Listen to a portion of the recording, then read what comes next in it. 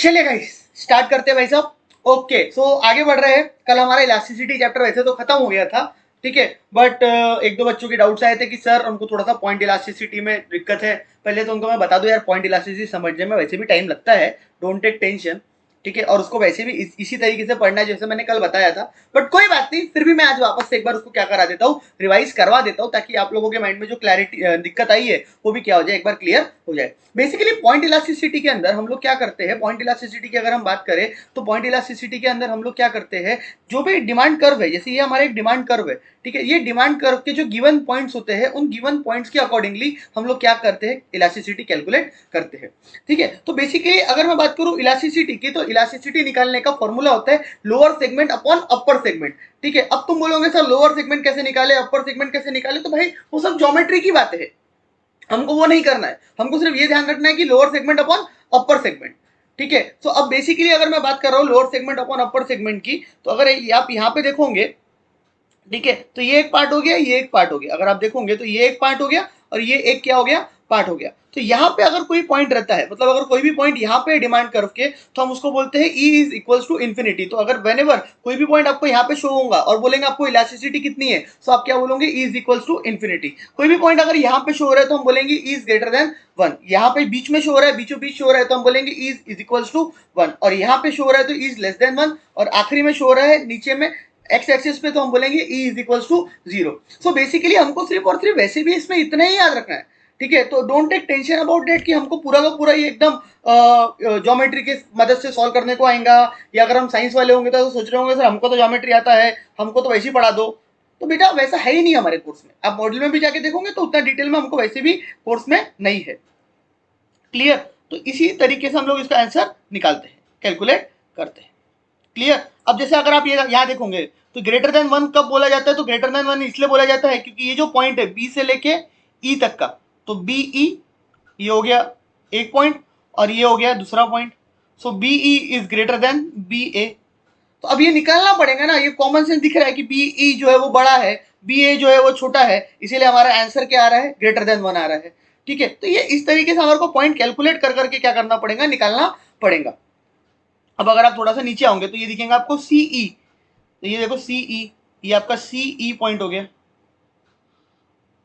CE point is equals to C A point, ये हो गया मेरा लोअर सेगमेंट। अगर आपको विश्वास नहीं होता तो थोड़ा सा चलो मैं इसको क्लैरिटी और देता हूँ, देखो ध्यान से, ये हो गया आपका लोअर सेगमेंट और ये हो गया आपका अपर सेगमेंट। तो ये लोअर सेगमेंट जो है, ठीक है, नीचे वाला पार्ट आपको दिख ही रहा है कि ये हो गया B E, lower segment B point से लेके नीचे तक, और ये जो लोअर सेगमेंट है, ये जो सॉरी लोअर सेगमेंट है, ये अपर सेगमेंट से क्या है, छोटा है। तो इसीलिए मैं बोलता हूँ B E is greater than B A, इसीलिए हम बोलते हैं कि हमारा आंसर जो इलास्टिसिटी इज ग्रेटर देन 1 है। अगर आप इसको और ध्यान से देखोगे, ठीक है, इसके अलावा आप दूसरा पॉइंट देखते हैं, एक एक मिटा मिटा के बताता हूँ आपको मैं। अब दूसरा पॉइंट अगर मान लो हम देखते हैं, ठीक है, C A lower segment, sorry C E lower segment, ये सी ए अपर सेगमेंट, ये हो गया सी ई, ये हो गया सी ए, ठीक है। तो सी ई इज इक्वल्स टू सी ए, इसीलिए जब दोनों एक दूसरे से इक्वल है तो इसीलिए हो जाता है वो इक्वल्स टू 1। अब अगर आप ध्यान से और देखोगे इसको सेकंड में, ठीक है, तो आप अगर इसको ध्यान से देखोगे तो हमारा आएगा D E, D E lower segment, D E is less than D A, इसीलिए लेस देन 1। और आखिरी वाला तो कुछ है ही नहीं ना, पॉइंट एकदम 0 पे ही आ रहा है, ठीक है। ये देख लो आखिरी point, E A is a line but E is only point है 0, क्लियर।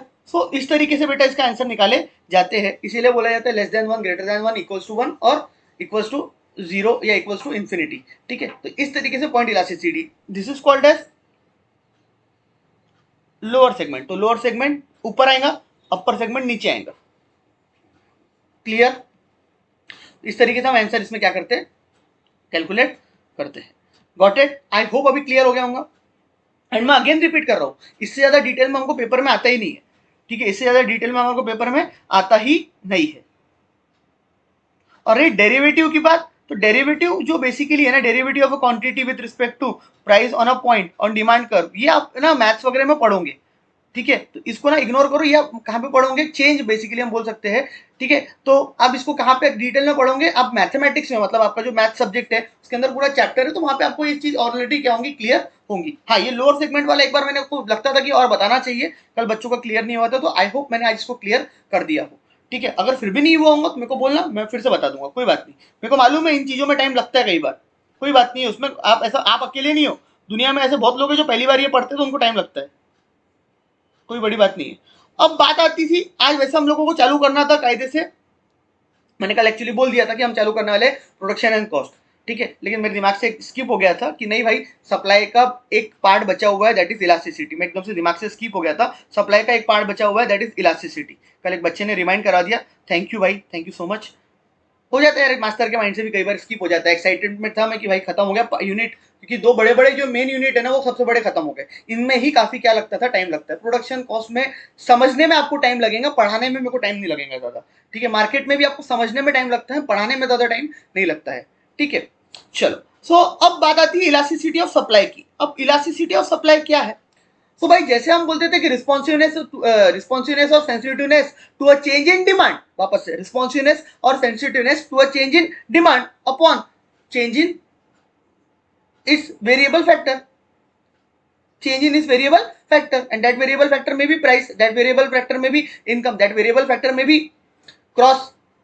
बट यहाँ पे अगर हम बात करें सप्लाई ऑफ इलास्टिसिटी की, तो ये clear always in respect with price ही बोला जाता है। मतलब इलास्टिसिटी जो है वो इन रिस्पेक्ट ऑफ क्या ही बोला जाता है, always elasticity of supply in relation with price ही बोला जाता है। ये कभी आपको इनकम या बाकी चीजों से रिलेशन नहीं बनाएगा, दिखेगा, वो आपको सिर्फ डिमांड में ही बनाना था, ठीक है, with respect to income, with respect to cross elasticity, with respect to price. But यहाँ पे अगर मैं बात कर रहा हूँ तो ये ऑलवेज रिस्पॉन्स करेगा सप्लाई, ठीक है, ऑलवेज रिएक्ट करेगा सप्लाई, ठीक है, due to change in its price. अपनी प्राइस के चेंज होने से ये क्या करेगा, रिएक्ट करेगा, रिस्पॉन्स करेगा। That is called as what, elasticity of supply. उसको क्या कहा जाता है भाई, इलास्टिसिटी ऑफ सप्लाई। तो elasticity of supply is the responsiveness of a quantity supplied of a commodity to a change in its price. Elasticity of supply basically क्या होता है, responsiveness of a quantity supplied of a commodity to a change in its price. तो बोलता है कि जो भी response, जो भी चेंज में हो रहा है, जो भी क्या में चेंज आ रहा है, सप्लाई में चेंज आ रहा है, सप्लाई जो भी रिएक्ट कर रहा है वो ड्यू टू क्या रिएक्ट कर रहा है, change in its price react कर रहा है। तो अगर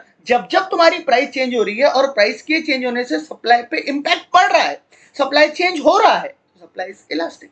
और सप्लाई अगर चेंज नहीं हो रहा है तो सप्लाई इज इनइलास्टिक।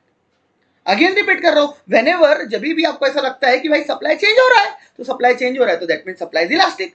क्यों चेंज हो रहा है supply, due to price, due to what, price. तो सप्लाई अगर प्राइस की वजह से चेंज हो रहा है तो हम बोलेंगे कि भाई सप्लाई इज इलास्टिक, और अगर सप्लाई चेंज नहीं हो रहा है प्राइस की वजह से तो हम बोलेंगे supply is inelastic. As simple as that.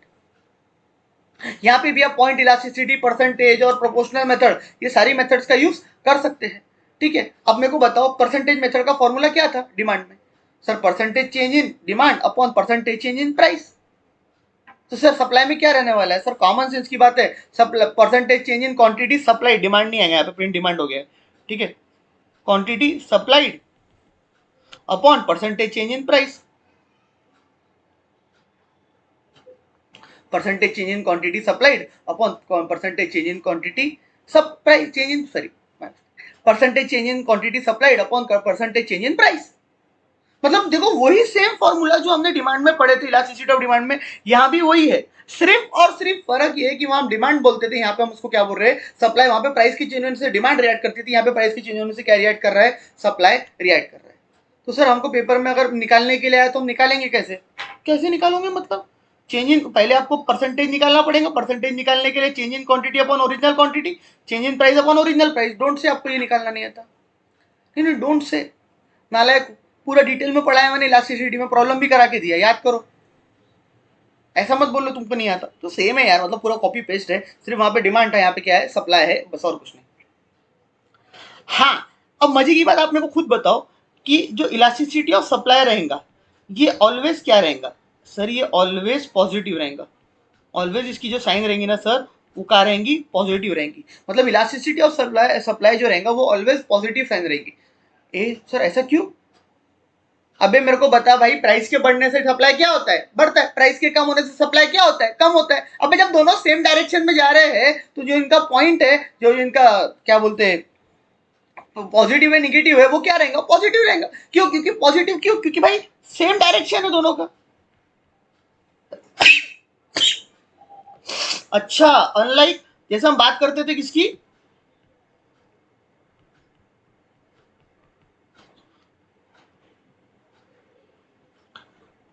जैसे हम बात करते थे, बोलो किसकी, जैसे हम बात करते थे इलास्टिसिटी ऑफ डिमांड की, वो ऑलवेज क्या रहता था? नेगेटिव। क्यों? क्योंकि अगर प्राइस बढ़ती थी तो डिमांड कम होती थी, प्राइस कम होती थी तो डिमांड बढ़ती थी, मतलब इनवर्स रिलेशनशिप। तो यहाँ पे जो रिलेशनशिप रहेगा वो डायरेक्टली रिलेटेड है, ठीक है, इनवर्स नहीं है, डायरेक्टली, इसीलिए ऑलवेज ये क्या रहेगा? पॉजिटिव रहेगा। समझ में आई बात? तो सेम जैसे वहां पे परसेंटेज चेंज निकालते थे, यहाँ पे भी हमको वही परसेंटेज चेंज निकाल के काम करना है। क्लियर? नेक्स्ट आ जाता है मेजरिंग इलास्टिसिटी। अगेन यहाँ पे भी मेथडोलॉजी दी हुई है, पॉइंट इलास्टिसिटी, या उसको हम परसेंटेज मेथड या प्रोपोर्शनल मेथड, जो ऑलरेडी हम यहाँ पे बात कर चुके हैं, ठीक है। Percentage change in quantity supplied upon percentage change in price, already हम डिस्कस कर चुके हैं, मेरे को नहीं लगता उसके बारे में बताना है। फिर भी अगर आपको लगता है तो एक प्रॉब्लम, चलो मैं इसका करा देता हूँ। क्या है, बच्चे फिर बोलेंगे सर आपने पढ़ा ही नहीं। बच्चे ये नहीं मानेंगे कि ये नालायक पूरा का पूरा सेम कॉपी पेस्ट जैसे सर ने डिमांड में पढ़ा है ना वैसे ही है। नहीं नहीं, वो कैसे मानेंगे? नालायक है हम लोग तो। मजाक कर रहा हूँ। खैर, ध्यान से सुनो, एक करा ही देता हूँ, एक कराऊंगा आप लोगों को, तो आपको क्लैरिटी और ज्यादा हद तक क्या हो जाएंगी, मेरा राजा मेरा बच्चा, बढ़ जाएंगी।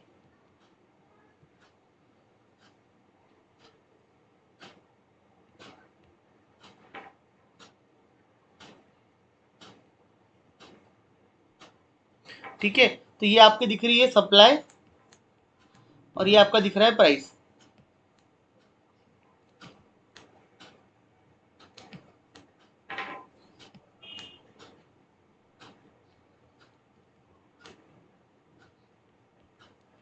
सप्लाई और ये क्या दिख रहा है? Price.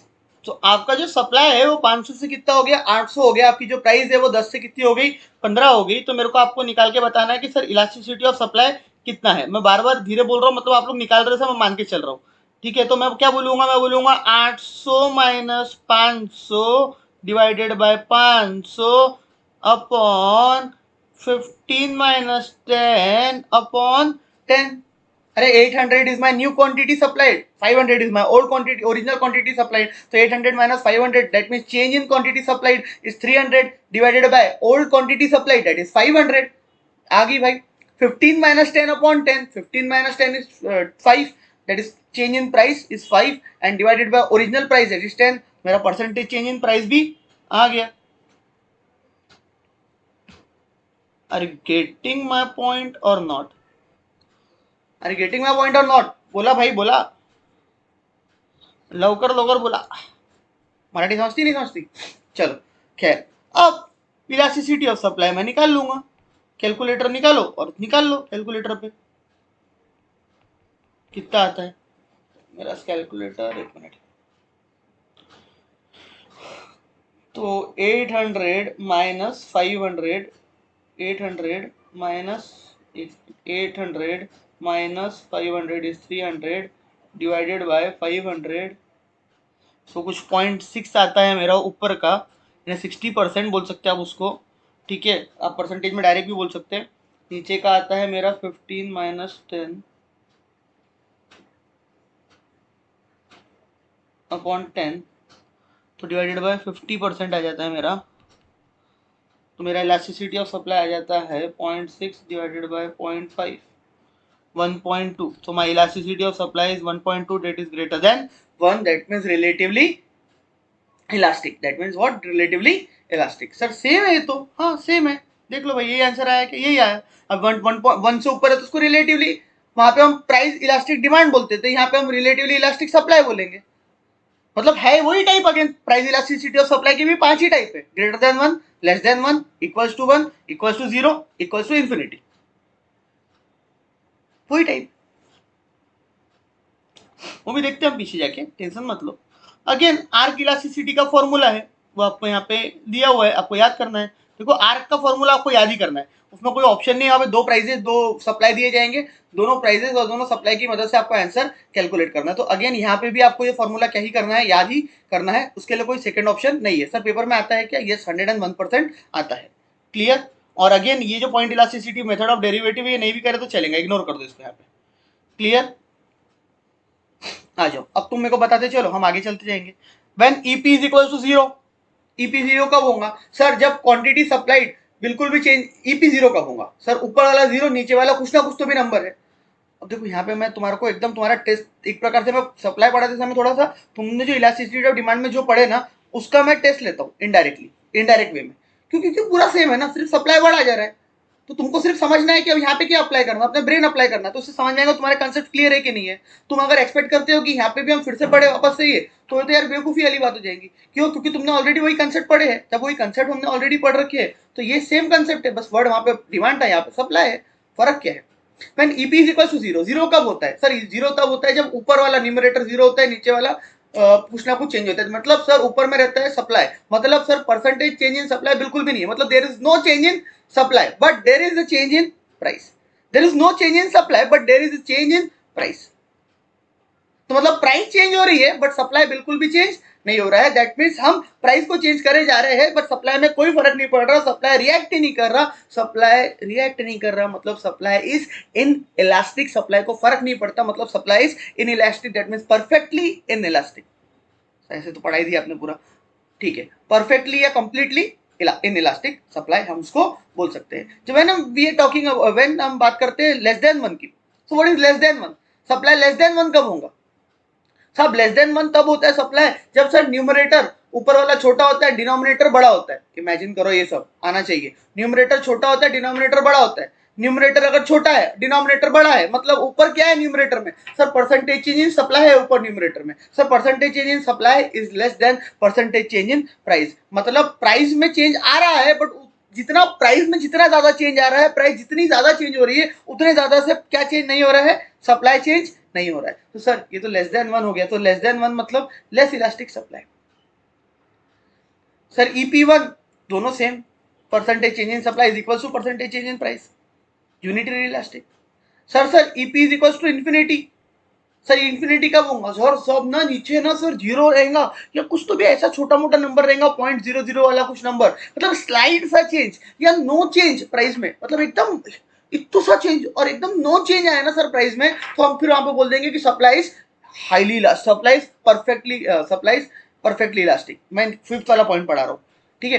Perfectly elastic when there is no change in price but there is a change in there is heavy change in supply, that is called as what? Perfectly elastic। मतलब इतू सा भी ऐसा हमारा आत्महत्या कर लिया वाला एग्जांपल।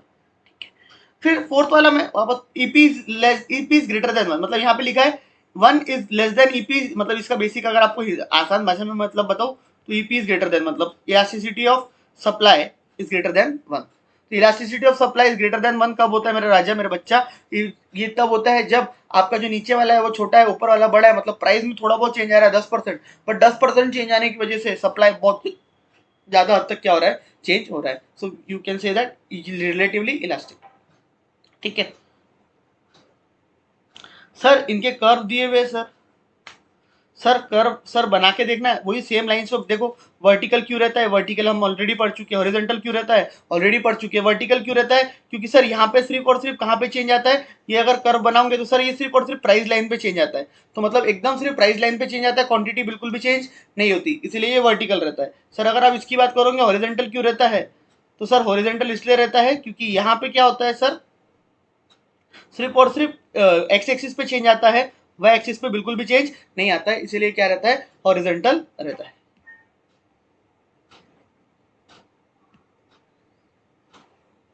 क्लियर?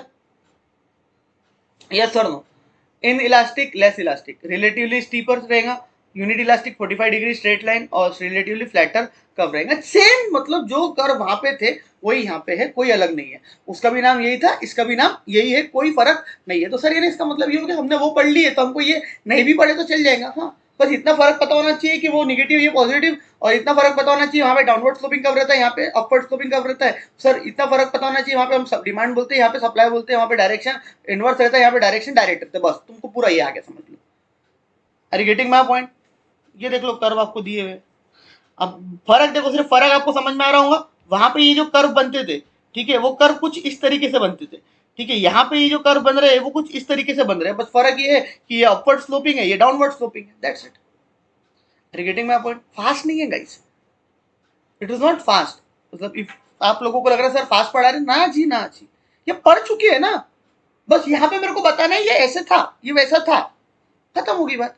अगर कोई बच्चा नया आज पहली बार आके मेरे लेक्चर में बैठा है, ठीक है, तो फिर उसके लिए मेरी रिक्वेस्ट रहेगी कि भाई पहले तू मेरा इलास्टिसिटी ऑफ डिमांड देख ले, तेरे भाई ने कैसे पढ़ाया है, ठीक है। उसके बाद तेरे को पता चल जाएगा कि मैं फास्ट पढ़ाता हूँ कि धीरे पढ़ाता हूँ, ठीक है। आज का लेक्चर तो इज जस्ट लाइक ये पहले पढ़े थे, ये आज पढ़े थे, और क्या। अरे सर खत्म, सर खत्म, हाँ खत्म। सर हमारी तो आंखें चौंधी आ गई पूरी, आंखें चक्कर आ गए, चक्कर ही आ गए सर हमको तो। हाँ चक्कर आ गए तो बड़ी बात, बढ़िया बात है, खत्म हो गया। इलास्टिसिटी ऑफ सप्लाई खत्म,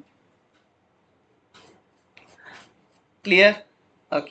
सो अब ये जो आपको नीचे दिया हुआ है equilibrium price and effect increase और decrease demand supply price determination, ठीक है, ये वैसे भी हम ऑलरेडी कहाँ पे पढ़ने वाले हैं, कहाँ पे हम पढ़ेंगे, ये परफेक्ट कॉम्पिटिशन में पढ़ेंगे कि व्हेन डिमांड और सप्लाई दोनों इक्वल होते हैं, ये डिमांड कर कौन सी प्राइस हमारे लिए इक्विलिब्रियम अचीव करती है, तो ये दिस इज डिमांड कर,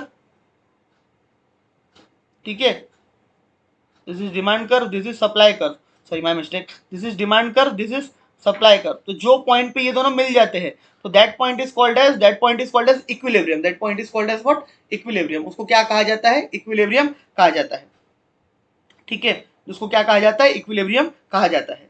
अब थोड़े से इफेक्ट दिए हुए, effect of increase in demand, effect of decrease in demand, demand increase क्यों होती है, उससे उससे क्या इम्पैक्ट पड़ता है, ठीक है, डिक्रीज इन डिमांड से क्या इम्पैक्ट पड़ता है, ये हमको एक एक करके दिया हुआ है, ठीक है। सब थोड़ा सा याद करो जीवन आपका। अगर इंक्रीज इन डिमांड है तो मतलब इंक्रीज डिमांड में आता है, उससे क्या फर्क पड़ता है वो हमको समझना है। तो ये चीज आप एक बार रिवाइज रीड करोगे, ठीक है, आप समझा तो अच्छा, नहीं तो ये चीज मैं ऑलरेडी कहाँ पे लेने वाला हूँ, ये ऑलरेडी समझेगा मेरे हिसाब से, ठीक है। तो ये चीज आपको ऑलरेडी समझेंगी, ये आपको पढ़नी है, ये हमको कहाँ पे समझनी है, पहले तो एक चीज अपने दिमाग में बैठा लो कि ये चीज हमको ऑलरेडी इन सप्लाई चैप्टर पढ़नी है, ठीक है। तो जब सप्लाई हम पढ़ेंगे तो ये ऑलरेडी हम इसको यहाँ पे पढ़ेंगे, तो यहाँ पे डिस्कस करके इसमें को नहीं लगता इसका कोई फायदा है। सो ये हम पढ़ने वाले सप्लाई के चैप्टर में, clear. My mistake, my mistake, आज भौरा गया तुम्हारा भैया, एक्साइटमेंट में सप्लाई पढ़ाता हूँ ना, बहुत एक्साइटेड रहता हूँ। मार्केट चैप्टर में पढ़ेंगे, सप्लाई बोल रहा हूँ, सप्लाई में तो है, मार्केट चैप्टर में पढ़ेंगे। और एक चीज और, चलो थोड़ा सा डिस्कस 2 मिनट और कर ही लेता हूँ, केवल एक कर तुम्हारे को समझा ही देता हूँ। Effect of increase in demand, demand increase हो रही है तो उसकी वजह से डिमांड कर्व में क्या इंपैक्ट जाता है, चलो समझ ही लेते हैं एक बार, ठीक है। अगर मैं डिमांड कर्व की बात करूं,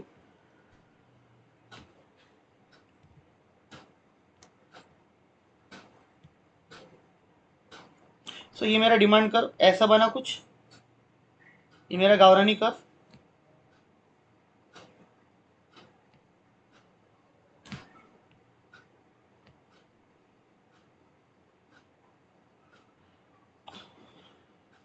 ठीक है। अब यहाँ पे बोल रहा है effect of increase in demand, demand तुम्हारी क्या हो रही है, इंक्रीज हो रही है।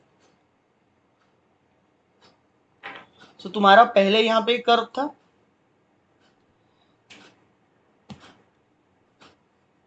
ये तुम्हारा क्या है, अच्छा इसको एक काम करते हैं, नहीं तो इसको सप्लाई के साथ ही उसमें लेंगे तो आपको कंफ्यूजन हो जाएगा डिमांड सप्लाई में। ये चीज़ मैं थोड़ी सी अवॉइड करना पसंद कर रहा हूँ, मैं बहुत देर से सोच रहा था अवॉइड करूँ, फिर सोचा बता देता हूँ, बट थोड़ा सा इसको अपन इग्नोर ही करते हैं अभी। एक बार आप लोग रीड कर लो, फिर मैं जब मार्केट पढ़ाऊंगा तो वहाँ पे आपको क्लैरिटी इसमें ज़्यादा आएगी, और फिर भी नहीं समझा तो मैं यहाँ पे बैक में आके समझाऊंगा। अगर आप मार्केट का चैप्टर देखोगे ना, उसमें ये चीज़ ऑलरेडी डिटेल में दी हुई है, तो थोड़ा सा वहाँ जाने तक थोड़ी सी क्लैरिटी आप लोगों को आ जाएगी। तो इसको हम वहाँ पे क्या करते हैं, रीड आउट करते हैं, ठीक है। इसके अलावा अगर आप लोगों को कोई दिक्कत होगी, एक बार इसको रीड कर लेना घर जाके, तो आपको थोड़ा बहुत फर्क समझ में आएगा। फिर प्राइस डिटर्मिनेशन हम वैसे भी कहाँ पे अच्छे से डिटेल में पढ़ने वाले, परफेक्ट कंपटीशन में पढ़ने वाले हैं। परफेक्ट कंपटीशन में भी पढ़ेंगे, मोनोपोली में भी पढ़ेंगे, अलग अलग जो फॉर्म्स ऑफ ऑर्गेनाइजेशन है वहाँ पे हम पढ़ेंगे ही पढ़ेंगे। तो थोड़ा सा उसको हम बात के लिए रखते हैं, ठीक है। तो अब आई होप मेरी कुछ भी चीज़ नहीं छूटी है ये चैप्टर्स में, ठीक है। सारी चीज़ें हमने कवर कर ली है। देखो गाइस, सबसे ज़्यादा मेरा 50% वेटेज हमारा, 50% से ज़्यादा वेटेज हमारा खत्म हो चुका है, ठीक है। अब जो ब्रेस्ट पार्ट बचता है, प्रोडक्शन, कॉस्ट, मार्केट, उसके बाद में आपकी बिजनेस साइकिल तो खैर 4-5 दिन का है, वो तो कोई बहुत बड़ी चीज़ नहीं है, 2-3 दिन 4-5 दिन में खत्म हो जाएगा चैप्टर। प्रोडक्शन को हमारे को, प्रोडक्शन और कॉस्ट को लगेंगे हमको 10 दिन, 10-12 दिन, 12-13 दिन जितना खींचूंगा मैं। मार्केट को लगेंगे 7-8 दिन। मतलब मोस्ट प्रोबेबली ये मंथ में हमारा कोर्स पूरी तरीके से क्या हो जाएगा, इको की अगर मैं बात करूँ तो खत्म हो जाएगा पूरा। इको हमारा ये मंथ में क्या हो जाएगा, खत्म हो जाएगा। क्लियर। आई होप आप लोग एमसीक्यू सॉल्व कर रहे होंगे टाइमली मैनर में।